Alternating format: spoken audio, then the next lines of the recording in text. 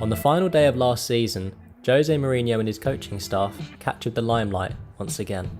They were pictured joyfully celebrating the final whistle at Selhurst Park. A 1-1 draw was enough for Tottenham to secure Europa League football, subject to qualifying fixtures.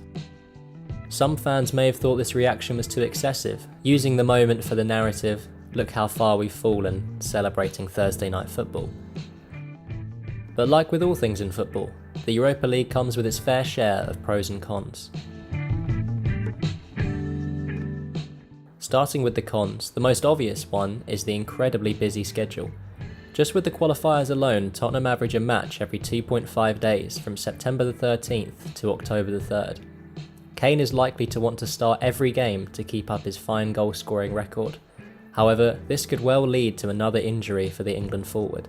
He also missed most of last season with a hamstring tear. Injuries and a packed fixture list could mean that the Lily Whites suffer domestically as well.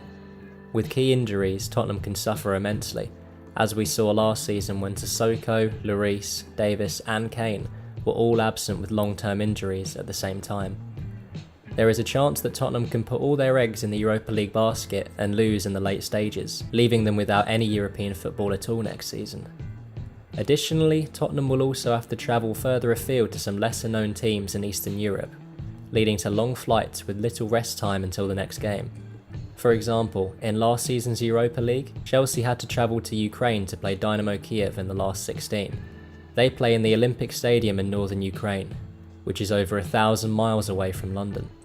The prize money also dropped substantially from Champions League to Europa.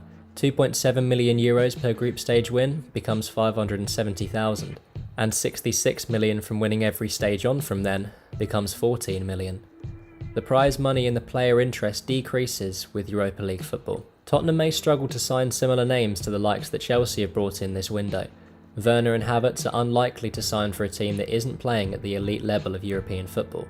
On the other hand, Tottenham can take many positives from qualifying for the Europa League. If they win the competition, it's another avenue for Champions League football, with top four looking to be hotly contested this year. They will want to get back to the level they have been competing at for the last 4 seasons.